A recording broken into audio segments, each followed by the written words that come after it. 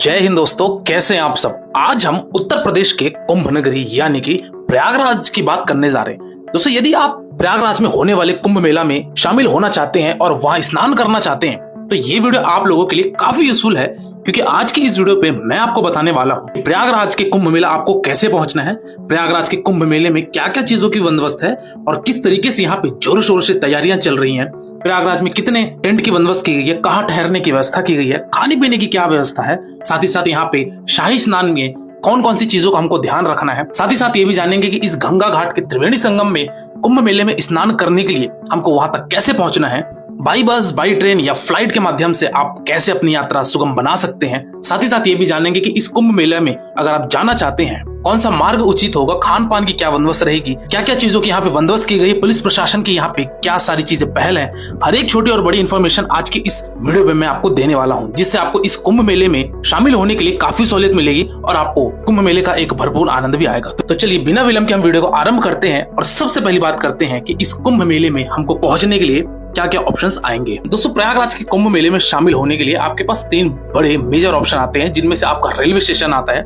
Railway station भी दोस्तों यहाँ पे 2 बड़े रेलवे स्टेशन है, एक प्रयागराज जंक्शन के नाम से और काफी ट्रेनों का, और एक दूसरे स्टेशन पे विराम होता है जिसको बोला जाता है प्रयागराज छिवकी रेलवे स्टेशन। ये दोनों रेलवे स्टेशन दोस्तों आपके प्रयागराज के प्रमुख रेलवे स्टेशन है, जहाँ पे देश के विभिन्न राज्यों से, विभिन्न शहरों से आपको वेल कनेक्टिविटी देखने को मिलेगी और बाई ट्रेन के माध्यम से आप यहाँ पे आ सकते हैं। अगर बात की जाए बाई बस की तो सिविल लाइन बस स्टैंड पे भी यहाँ पे आप आ सकते हैं। काफी इंटरस्टेट बस यहाँ पे आपको देखने को मिलेगी और इसके माध्यम से आप कुंभ में शामिल हो सकते हैं। तो अगर मैं तीसरे ऑप्शन की बात करूं दोस्तों प्रयागराज सिटी से आपकी 13 किलोमीटर की दूरी पे स्थित प्रयागराज हवाई अड्डा भी है। यहाँ पे भी आप आके इस कुंभ मेले में ज्वाइन हो सकते हैं अगर आप कुंभ में स्नान करने के काफी इच्छुक है।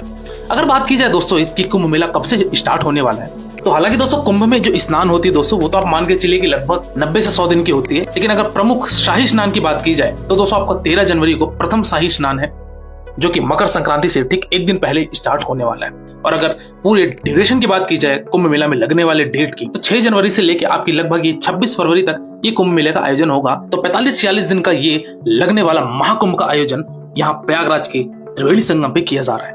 तो दोस्तों ये बातें थी कि हमको कुंभ कैसे पहुंचना है। अब बात करते हैं कि हमको कुंभ में स्नान कैसे करना है और हम वहां तक कैसे पहुंचेंगे। अगर मैं बात की जाए दोस्तों सबसे ज्यादा जो स्नानार्थी आते हैं इस महाकुंभ में शामिल होने के लिए, तो आपका आता है Prayagraj junction railway station. Prayagraj junction railway station से जैसे ही आप बाहर आएंगे, यहाँ पे आपको ई रिक्शा, ऑटो देखने को मिलेंगे, जो कि दोस्तों लेते हैं आपका 50 रुपए और आपको त्रिवेणी संगम के समीप छोड़ देते हैं। लेकिन ये बात मैं नॉर्मल सीजन की बात कर रहा हूँ, लेकिन जब आपका कुंभ यात्रा शुरू होगा तो दोस्तों ध्यान रखिए कि कुंभ यात्रा में आपको तकरीबन 4 से 5 किलोमीटर की पद यात्रा अवश्य करनी पड़ेगी, क्योंकि इस पूरे महाकुंभ यात्रा में लगभग 40 करोड़ लोग यहाँ पे आके इस महाकुंभ के पर्व में शामिल होंगे और यहाँ स्नान करेंगे। तो कहने का मतलब ये है कि अगर 40 करोड़ की आबादी यहाँ पे आने वाली है तो जाहिर सी बात है कि यहाँ पे बहुत ही पीछे आपको रोक दिया जाएगा। हो सकता है कि प्रयागराज रामबाग में रोक दिया जाए, हो सकता है कि नैनी में रोक दिया जाए। जो भी यहाँ पे पुलिस प्रशासन या फिर यातायात विभाग जो भी चाहेगा, इस तरीके से यहाँ पे महाकुंभ में अगर आप जाते हैं तो काफी आपको पदयात्रा करनी पड़ जाती है। कहा जाता है कि ये प्रयागराज की जो पदयात्रा होती है लगभग 4 किलोमीटर तक सिर्फ हमको घाट तक जाने के लिए पैदल चलना पड़ता है। इसके पश्चात आप घाट पे पहुंचेंगे। जैसे आप घाट पे पहुंचेंगे दोस्तों तो त्रिवेणी संगम जाने के लिए, जहाँ पे गंगा यमुना सरस्वती का संगम होता है, जिसमें से आप देखने के लिए 2 नदियों को तो पूर्ण तौर पर देख पाएंगे, जो कि गंगा और यमुना नदी रहेगी। लेकिन बात की जाए सरस्वती नदी का, तो वो एक अदृश्य नदी है, यानी कि विलुप्त नदी है। तो वहां पे आके संगम होती है, जिसको कहा जाता है त्रिवेणी संगम, और इसी संगम पे संगम स्नान होता है। ये संगम स्नान पे दोस्तों उत्तर प्रदेश गवर्नमेंट द्वारा काफी ज्यादा यहाँ पे विशाल रूप पर तैयारी की जा रही है।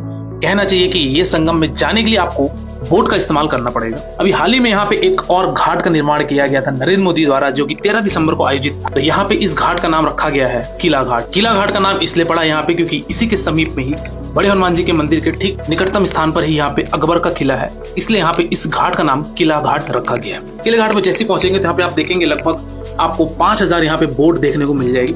ये बोट के माध्यम से आपको उस त्रिवेणी संगम पे जाना है, क्योंकि त्रिवेणी संगम में जाने के लिए आपके बोट के जरिए ही आपको जाना पड़ेगा। तो बोट वाले दोस्तों आपका अगर शेयरिंग की बात की जाए 50 रुपए लेते हैं आम दिनों में, लेकिन कुंभ मेले में मान के चलिए कि ये 200, 250, 300, 400 रुपए भी प्रति व्यक्ति हो सकता है। और आधे घंटे लगते हैं आपको इस त्रिवेणी संगम में जाने के लिए। और यहाँ पे जाके इस संगम पे आप स्नान अवश्य कीजिए, 3 बार डुबकी लगा के हर हर गंगे, हर हर यमुने, हर हर सरस्वती आप अवश्य कीजिएगा। तो इस तरीके से आप यहाँ पे संगम में स्नान करेंगे। संगम स्नान पे दोस्तों यहाँ पे काफी तरीके से रेलिंग लगा दी गई है। यहाँ पे जल पुलिस भी रहेगी और एनडीआरएफ, एसडीआरएफ की टीम भी यहाँ पे शामिल रहेगी, ताकि किसी भी तरीके के हादसा अनहोनी होने पर यहाँ पे आपको रेस्क्यू किया जा सके। और अगर प्रयागराज में बात की जाए दोस्तों, तो इस गंगा नदी पे, इस संगम पे जहां जहां स्नान के केंद्र बनाए गए हैं उन सभी जगहों पर ड्रोन सर्विलियंस भी यहाँ पे रहेगा, जिससे सभी जगहों की सही उचित स्थान पर निगरानी की जाए। गंगा स्नान के बाद दोस्तों महिलाओं के लिए यहाँ पे विशाल रूप पर यहाँ पे चेंजिंग रूम की भी व्यवस्था है, तो यहाँ पे महिलाएं आकर अपने वस्त्र चेंज भी कर सकती हैं, जो कि बड़े पैमाने पर इसकी भी यहाँ पे सुविधा मुहैया कराई गई है। प्रयागराज के महाकुंभ में आने वाले दर्शनार्थियों के लिए यहाँ पे टेंट की बंदोबस्त की गई है और साथ ही साथ कहा जाता है कि इस महाकुंभ के पर्व में कम से कम यहाँ पे 1,60,000 टेंट का बंदोबस्त किया गया है, तंबुओं का बंदोबस्त किया गया है, जिसमें साधु संत और जितने भी स्नानार्थी लोग हैं इन सभी को यहाँ पे रुकने की बंदोबस्त हो जाएगी। यहाँ पे जोरों शोरों से दोस्तों सड़क का निर्माण किया जा रहा है, काफी चौड़ी यहाँ पे रोड बना है, जिसमें साधु संत नागा बाबा लोग यहाँ पे पैदल अपना यात्रा करते हुए संगम घाट तक पहुंचेंगे। साथ ही साथ यहाँ पे अस्थायी रूप से भी रोडों का निर्माण किया जा रहा है, ताकि जो भी रश है या फिर जो भी रूट्स हैं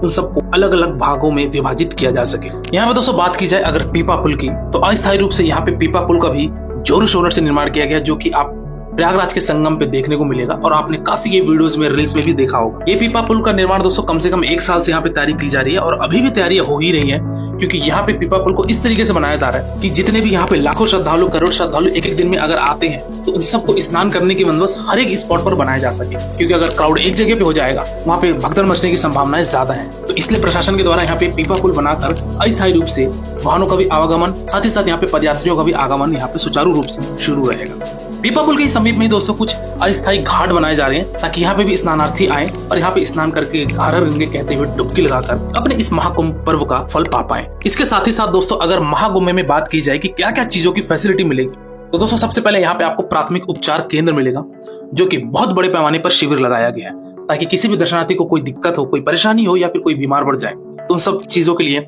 यहाँ पे कई हजारों डॉक्टर्स का भी यहाँ पे बंदोबस्त किया गया है और साथ ही साथ यहाँ पे शिविर भी लगाया गया है। इसके साथ साथ आप कोई भी सामान या कोई अगर आप व्यक्ति खो जाता है तो उनके लिए यहाँ पे आपको अनाउंसमेंट सेंटर भी देखने को मिलेगा।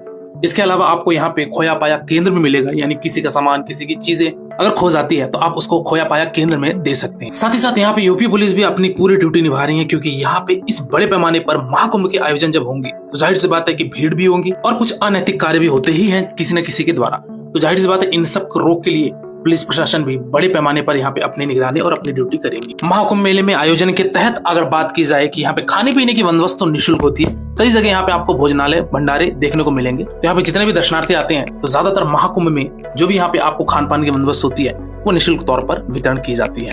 तो दोस्तों इसके साथ बात करते हैं यहाँ पे 6 तिथियों में यहाँ पे आपको प्रमुख शाही स्नान देखने को मिल रहा है, जिसमें से 13 जनवरी को स्टार्ट होता है। तो ये आपके सामने डेट्स हैं, इसको आप देखकर आप जिस भी तिथि में जाना चाहते हैं, शाही स्नान करना चाहते हैं, तो आप शाही स्नान में जाकर इस त्रिवेणी घाट संगम पर स्नान कर सकते हैं। तो दोस्तों ये रहा आपका महाकुंभ यात्रा का एक संपूर्ण वर्णन। अगर आप इस कुंभ मेले में जाना चाहते हैं तो इसकी एक विशेष पूर्ण रूप से जानकारी थी। आज की वीडियो में दोस्तों फिलहाल इतना ही। मिलते हैं फिर एक नई वीडियो में एक नई यात्रा के साथ, एक नए विषय के साथ। तब तक के लिए शुक्रिया। जय हिंद। हर हर गंगे। आपकी यात्रा सफल, सुखद एवं मंगलमय हो।